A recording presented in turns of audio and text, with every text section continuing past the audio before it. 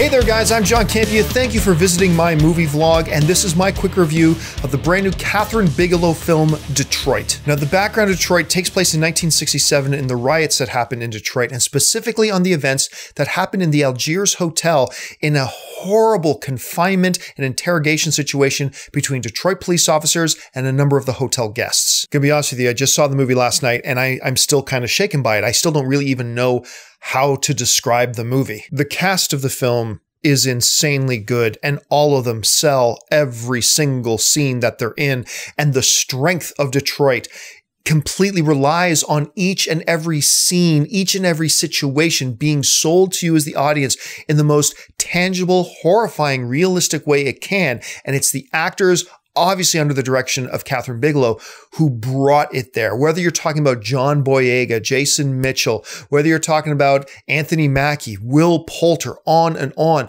the cast of this film, almost all of them give the performances of their lifetime in it. Now, I'll admit too, like during the first 20 minutes of the movie, I wasn't super impressed. Like I was into it. I was watching and I was into it, but I wasn't super impressed because it was a very scrambled movie. It seemed to have like these 4 or 5 different characters or sets of characters that it was just jumping between two, seemingly completely disconnected, other than the fact that all of it was happening with the background being the riots that were going on in Detroit. And it wasn't really drawing me in. But then as you start to get to the second act, you realize all those characters and sets of characters and storylines that were happening, they were all just streams running to the same river, and that river was Act 2, where it coalesces and brings them all together in Act 2. And when it does, bang! I mean, punch you in the face, bang. I described it on Twitter coming out as a wrecking ball hitting me in the face. It is done so beautifully. And I'm talking about the situation in the Algiers Hotel, in the situation between the officers and the hotel guests. And that's really the meat of the movie and what happens and what is the underlying theme of it as well. What reminds me a lot of Detroit is the most recent Christopher Nolan movie, Dunkirk. Now, if you saw my review of Dunkirk, you know I said that, Christopher Nolan did an amazing job with Dunkirk in bringing you, the audience member, into the movie to make you feel like you were there, that you experienced that chaos, you experienced that horror, you experienced that hopelessness, and you ultimately experienced that hope. That's what he did. That's the brilliance of Dunkirk.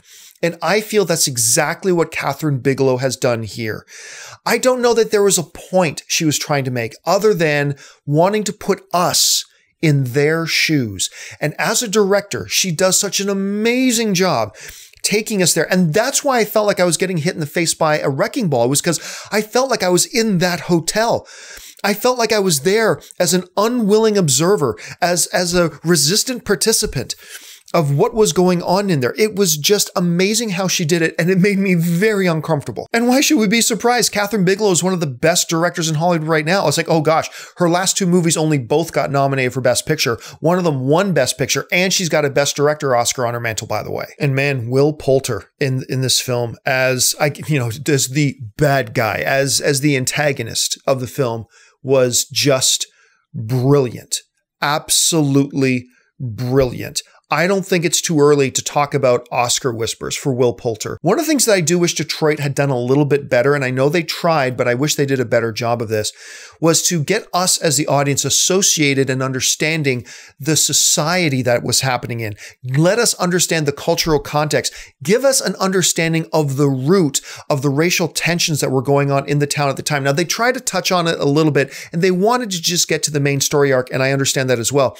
But I feel like if they could have done a little bit of a better job to get us to feel the overall context of what was happening in the city as a whole and in the country as a whole, and they made us feel that a little bit more, I feel like it would have pushed the rest of the movie even more. But like I said, even with that one weakness, I think this movie was incredibly strong. Well written, supremely directed, supremely acted, and it really teleports you into the situation, and it leaves you in a movie theater having an experience. That's what I love, when movies give me an experience, whether it's an experience laughing or crying or thinking or fear or shit, whatever. And Detroit definitely gives you an experience. And I walked out of the theater and I was just thinking about it all night and all today too. I've just been thinking about this movie completely. But the most important thing here, of course, is what do you think? Have you been looking forward to Detroit? Do the reviews you see coming out kind of match what your expectations are? Or are you expecting something completely different? Jump down to the comment section below and let me know your thoughts. And while you're here, guys, make sure you subscribe to my YouTube channel. Make sure you follow me on social media, on Facebook and on Twitter, simply @John Campea. That'll do it for me, guys. Thanks for joining me. And until next time, bye-bye.